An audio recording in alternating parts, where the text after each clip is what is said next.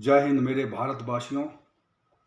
आप लोगों से ये विनती है कि आप लोग मेरी बात को ध्यान से सुनने का कृपा करें। आज के दिन, आज के समय में सच्चा भारतीय कौन है? कोई है सच्चा भारतीय? कोई नहीं है। वो क्यों? मैं इसलिए बोल रहा हूँ। कोई बोलता है मैं पंजाब का हूँ, कोई बिहार का है, कोई बंगाल का है, कोई यूपी का है, कोई हरियाणा का है, या अन्य राज्यों का नाम बताता है। लेकिन कौन बोलता है कि मैं भारत का हूँ, हिंदुस्तानी हूँ? कोई नहीं बोलता। ये बहुत शर्म की बात है। आज़ादी के समय जब देश में अंग्रेज़ों को भगाया गया था, तो उस समय हमारे देश में ये भेदभाव नहीं थी। अगर भेदभाव होती तो अंग्रेज इस देश से कभी नहीं भागता। पूरे देशवासी हर जाति धर्म छोड़ के एक हो गए थे, तब जाके अंग्रेज भागा था। लेकिन आज के समय वही भेदभाव होने लगा, यूपी पंजाब बिहार बंगाल होने लगी है। इसी का फायदा उठाकर एक कीड़े जैसा पाकिस्तान देश हिंदुस्तान को हमेशा परेशान कर रहा है और हिंदुस्तान को बांटने की कोशिश कर रहा है।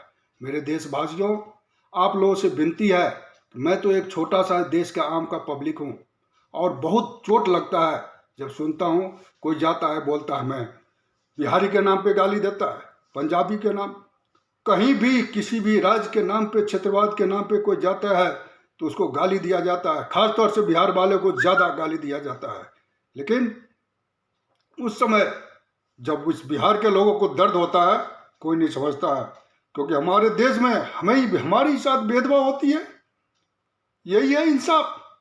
इसीलिए कीड़े जैसा पाकिस्तान चाइना और किसी भी दूसरे देश के मदद से हमारे देश को बर्बाद करने की कोशिश कर रहा है। हमारे देश में सच्चे देशभक्त कौन है? बताइए, कौन है जो हमारे देश को बांध के रखने की कोशिश कर रहा है? कुछ हैं जो हमारे देश में एकता बनाने की कोशिश कर रहा है, लेकिन हमारे देश के पब्लिक भी उन नेताओं के बात में आ जाता है और क्षेत्रवाद के नाम पर भेदभाव करता है।